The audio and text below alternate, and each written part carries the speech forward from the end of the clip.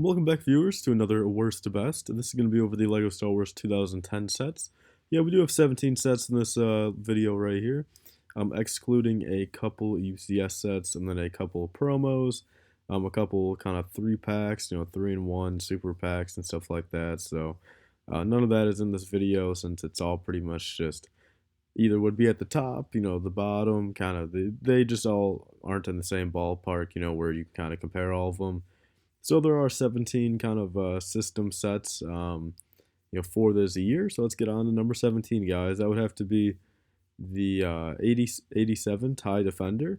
The reason why this is last place is because I personally own the set. The stability on this is very bad, and actually even Ryan from M&R Productions, his TIE Defender had a couple cracked pieces happening in the past couple weeks. So prime example there, the price per piece at the time, pretty bad. It was 16.4 cents per piece, $50, 304 minifigures, or 304 pieces, and 2 minifigures. So that would have to be my number 17, guys. Just overall a pretty just bad set, badly built. I feel bad structure, but nowadays if they would have released it, people are actually kind of wishing for a remake, just to really do the ship justice. So that's number 17, guys. Moving on to number 16, we do have the 8099, the mid-scale Star Destroyer. And yeah, I gotta be honest, guys, the Millennium Falcon, I mean, honestly, all these sets in 2010 really are good. They all stand up to par. So this set right here just had to be at the, closer to the bottom just because there are no minifigures. It's kind of a bland set. It's a cool concept, but a little overpriced, at about $40 for 423 pieces. That's why I would have to give that the number 16 spot, guys. So let's move on to number 15. That would have to be the 8066, the Droid TIE Fighter. And yeah, the Droid TIE Fighters have always been a vehicle that just really isn't that sought after. $25, 3 minifigures, 268 pieces. At the time, it was not a bad deal. You got the rocket droids. But I gotta say, the 2014 remodel definitely did this set, a good do-over that was needed. So, yeah, that's pretty much all I can say about that, guys, and that would have to be my number 15.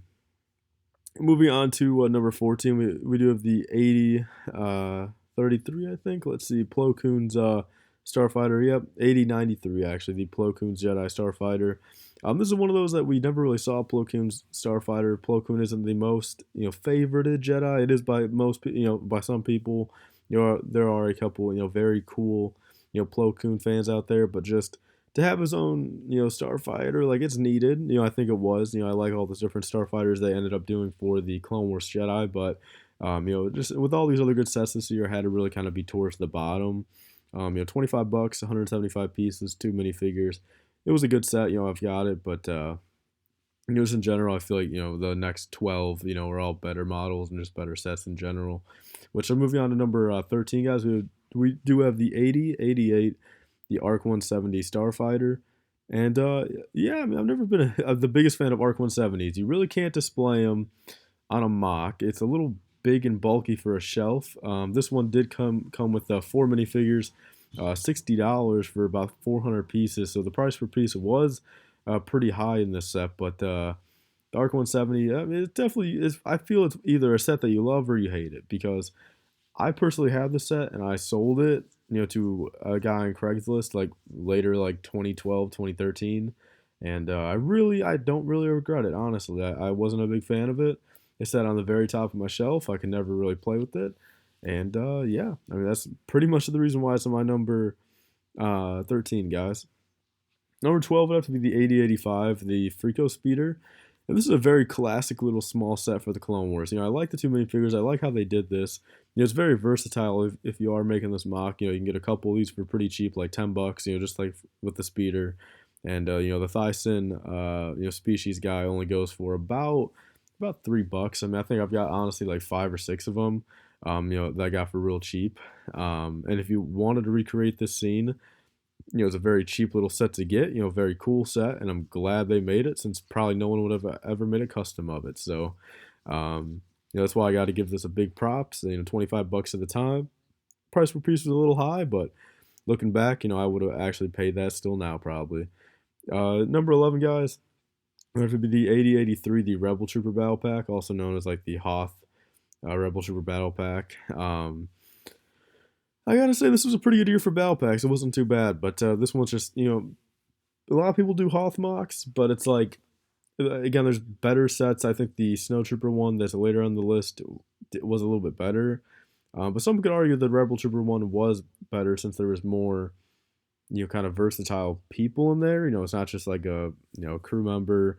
There actually is like pilots you can use for your X-Wings and stuff like that. And then three pretty much as Rebel Trooper, that you can just, mix and match. So realistically, guys, let me know down below if you guys think this set should be higher up. But there's the Rebel Trooper Battle Pack right there at my number 11. Number 10 would have to be the 8089, the Hoth Wampa Cave. I do have this set still. I think this is a very cool iteration of the Hoth, kind of scenery. $40, 297 pieces. Wampa, 3 minifigures, and yeah, pretty much all I gotta say about that, guys. I think it was one of the better Hoth iterations of a Lego set that they've, ever done, even to this day. So that's why I gotta give that my number 10. Number 9, guys, has to be the 8128, the Cad Bane Speeder. I used to own the set as well, but now it's broke in my collection. And again, all these price per pieces this year were around 14 to 15 cents a piece, so a little high, but I gotta say the minifigures and the quality of the sets definitely kind of, outweighed the price per piece. I feel, this is $50, 318 pieces. Great minifigures, a great kind of remembrance scene. I like how there was Senate Commandos at this time before that, annoying battle pack basically. So that's why I got to give the Cad Bane Speeder my number 9. Number 8, guys, have to be the 8129, the AT-AT Walker, or the AT-AT. $110, 815 pieces. Again, right around that 14 cents per piece. This was a Toys R Us exclusive in the U.S., so a little bit higher. I mean, I'm not sure if I guess that means regular retail price. So Toys R Us probably had it for what, 140 or a $130. So even a little bit more. So honestly, with knowing that, I mean, with how even more overpriced it is, I do remember I did have this set, and that's actually what my ETACT was for Scarif, one of these model, AT-AT. So I'm not sure when I got this from, or if my parents really did pay that much. Maybe I got it for my Christmas or something like that, but I do have this set, and with knowing how expensive it is, it probably could have been a little bit farther down on the list, honestly, but that is my number 8. Number 7, guys, has to be the Slave 1, the 8097. I feel it's one of the better Slave 1 models, really, aside for that price per piece is still about right there at 14 cents. Comes with some good minifigures. I gotta say, the 20th anniversary one, I feel like looks the best, but it is the most overpriced. Like, this is $80. The 20th anniversary one has about maybe 50 more pieces for another $40 or $30, and it just has a Zuckuss. I mean, I don't know, guys. That's my thoughts on. You guys already know my thoughts on all the anniversary stuff, so that's my number 7 pick. Number 6, I think the 8092, the Luke's Landspeeder. I could have swore this retailed for $20 back in the day, but maybe I just got it like at Walmart, like when it was like cheap, anyway. But $25 for 6 minifigures, 163 pieces, about 15 cents per piece. But I really do like how all the minifigures come in this set. It's a very nice looking box, very nice scenery and setup that you can have with this set, alone. And it was a Walmart exclusive, so that's probably why, I caught it for probably about $20 back in the day. But yeah, $25 retail. I think it was a very nice set, so that's my number 6. Number 5, guys, has to be the 8091, the Swamp Speeder. This is a very overpriced set. 17 cents per piece, 5 minifigures, 176 pieces. It's pretty much like the General Grievous' speeder of its time, but this one was better. More minifigures, a lot newer stuff. You got some nice battle droids, a awesome Swamp Speeder. You got the new iteration of the Phase 2 clone, and then a new Barriss, or I guess the first Barriss Offie at that time. This was another exclusive to Toys R Us, so I guess it was probably marked up 30 to 35 or 30 to 40, so I'm not sure on that, guys. Let me know down below if Brickset calculates, I guess that's regular retail price, RRP, I guess that's what it stands for. But yeah, guys, that's my number 5. Number 4 has to be the General Grievous' Starfighter. I do have this set built myself in my collection again. This was one of the lower end price per pieces at 11 cents, and when this episode came out, it was a lot of people's favorites, honestly, and I like how it came with a nice updated Grievous, a good scene you can remember, and the actual, structure of the build itself is very, well sound. So I think that definitely deserves, the spot that it's at, which is number 4. Number 3, guys, has to be the 8084 Snowtrooper Battle Pack, and again, I feel like looking back, I could have maybe switched these battle packs around just a little bit, but the Snowtrooper one I felt was a little bit better, just for the fact, I felt was more usable, but I guess the Rebel Trooper one was actually maybe a little bit more. So maybe actually flip-flop these guys. Let me know down below. But on this current list, it is my number, what's that, 3 spot. Coming down to the home stretch here, guys, with the last two. Number 2, SB-8096, the Emperor Palpatine Shuttle.